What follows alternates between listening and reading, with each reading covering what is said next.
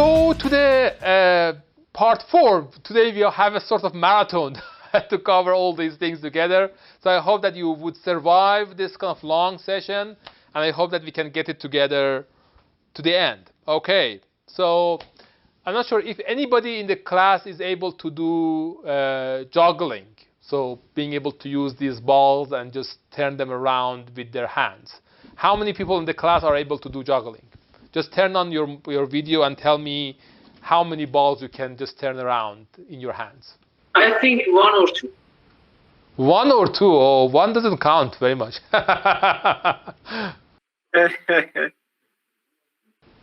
Azade. I can do 2 balls. I cannot hear you, Azade. Just 2 balls. My 2 balls. Yes. Okay. Azade. 3 balls. 3 balls. How many times can you do that, Azade? About 10 times. Okay. So those who have never done the kind of this exercise, if you do this exercise, if I kind of tell you that you need to do some kind of some kind of mental exercises with these balls, and just try to learn. If I just teach you for, let's say, 4 weeks, 30 minutes every day, and I give you a kind of a trainer that is going to give you 1-hour classes every week to just help you to learn this. If you learn this technique, if we do imaging from your brain before and after, okay, can we see any changes in your brain? And if we see changes, what are the areas in the brain that would be different after doing these juggling exercises? People have done that in University of Oxford. They showed that there are changes in both gray matter and white matter in the brain. Okay, and you can see that those parts in red and blue that are representing gray and white matters, and these areas are these kind of changes in the white and gray matter are around an area that is called intraparietal sulcus. So this is the sulcus that we have here. These are changes that are happening around here, and here. These changes are happening here, okay? And why do we have changes here? Now I need to give you a really important kind of message. When you do the juggling, what are the things that are really empowered in your brain? It's about how you see things, you see those balls in the space, and you can bring your muscles to that right position to take them. So it is a really kind of important coordination between your kind of motor system and your visual system in terms of where these objects are located. It's about where. It is not about what are these objects. You know that these are balls, but these are the balls that are kind of in different areas in the kind of environment.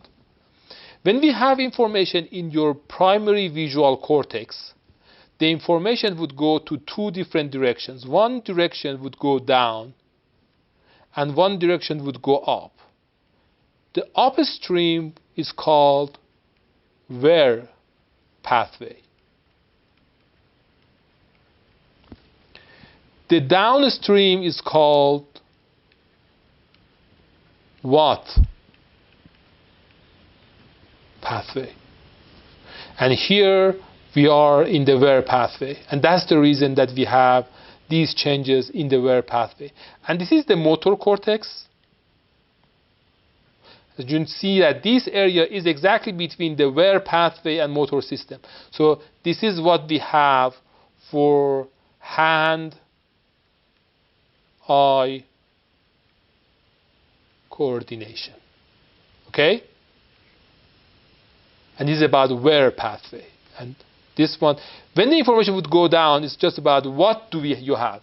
Are they balls or are they whatever they are. So it's just about what is happening in your environment. Okay? It's quite interesting. If we ask people to stop juggling and then scan them again after 1 month, what are the changes that we can see? And in the follow-up, it's quite interesting that those changes would remain, and even some of those changes in the gray matter areas, these are the gray matter changes, these red ones. These gray matter changes would be even higher. So this is what we called learning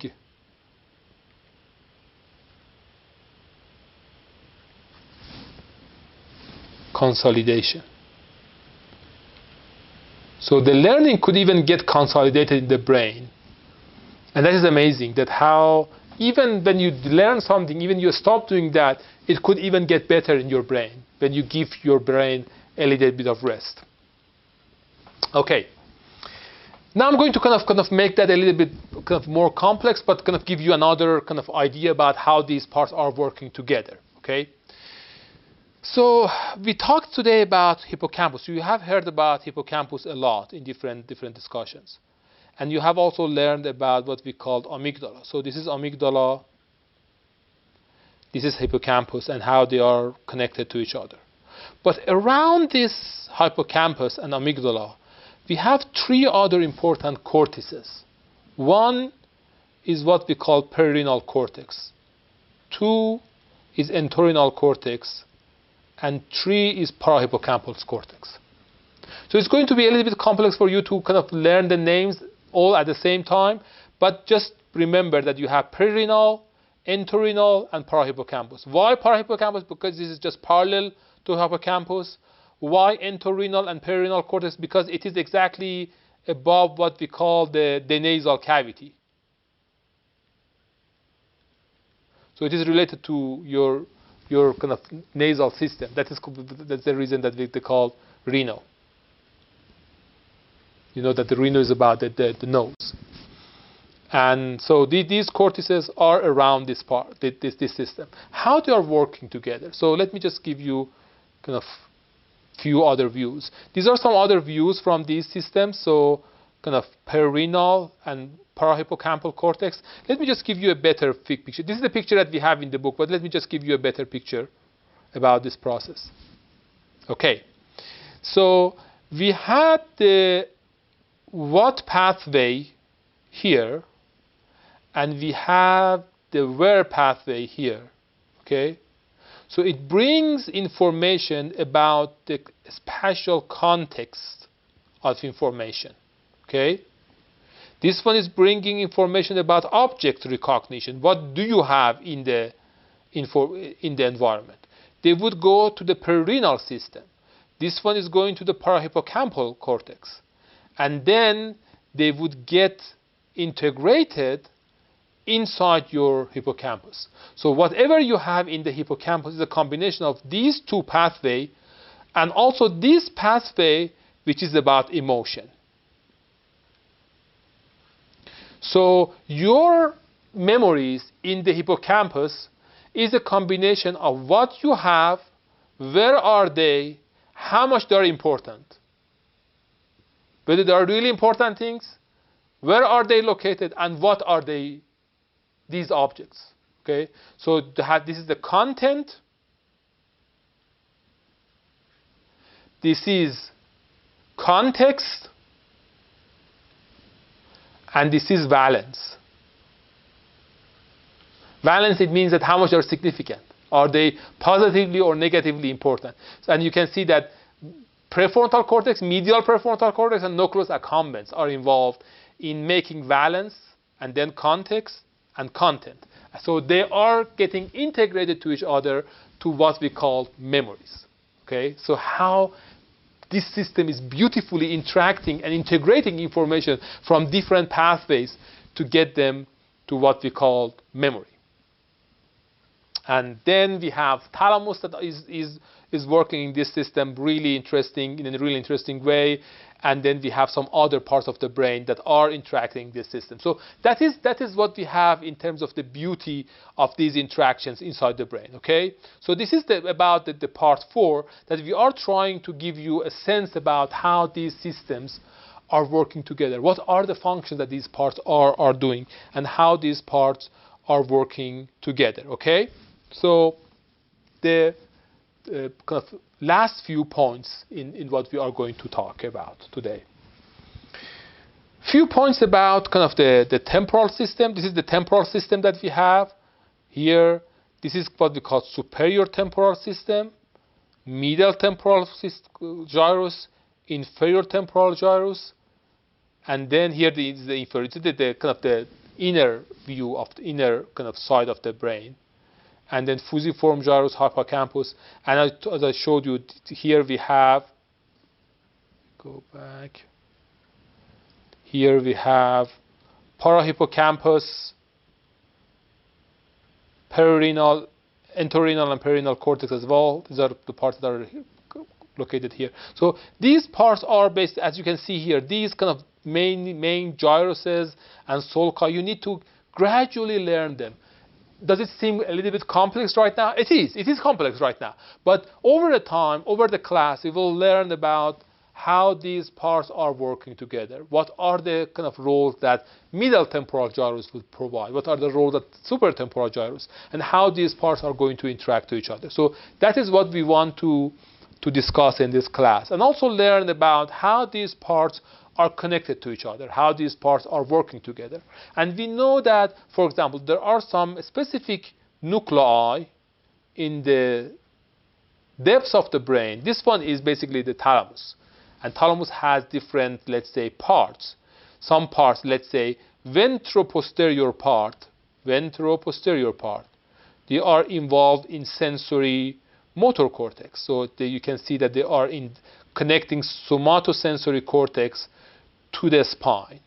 There are some parts that are connecting auditory cortex to some parts in the ear. So they are bringing information from body to the cortex, from ears to the cortex, and from eyes. So this is the LGB. This is the information from eye, information from ear, information from body. All this information going into the thalamus, and then from thalamus they would go to cortex. So thalamus is playing as just transferring this information, processing the information, and helping those kind of inputs go to the cortex and being finally processed in the cortex. Okay? So I'm going to stop here and just give you time to just process what we have discussed today in terms of how different parts of the brain are functioning together, how different parts of the brain are interacting with each other, and how these parts are going to play a role in the normal human function, and how they might play a role in even abnormal human function in terms of when we are depressed, when we are anxious, or when we are listening to things that are not really happening outside. We call kind of auditory hallucination. So based on the kind of those kind of function or dysfunction that we have, how these parts are interacting with each other. Okay, let me give you an overview about, let's not do that. I have kind of a few other slides in terms of some brain lesions and how these brain lesions, so that was the last part. I don't know if we can have, I'm not sure how much people are tired right now because we are something like 30 minutes out of the class time. I have just something like 10 minutes left from the session. So it might be a good idea if you bear with me, and I will give you the last part, which is going to be the last 10 minutes of the talk, to give you an idea about how these lesions are going to also inform us about the function of different parts of the brain. When, for example, when we have a lesion in amygdala or hippocampus, today we learned about hippocampus, how lesions in hippocampus would inform us about the nature of basically kind of memory, or how lesion in inferior frontal gyrus would be important in terms of the function of language. I think that would be nice if we kind of cover this part as the last part as well, to just get it done. Those who are tired, those who are, it's just really late time for them, they can just turn off their video or just go and take a rest. But I think that would be nice if we cover the last part, and probably we can kind of provide videos for those who cannot attend. I'm not sure if we can provide the video, but at least we can provide the slides for those who are not here. But then I can get sure that I've finished the entire chapter. Then you can go and read the chapter, and we can get back together, and then we move forward for the next things. But I think that's going to be good if we can cover all those things together today. Okay.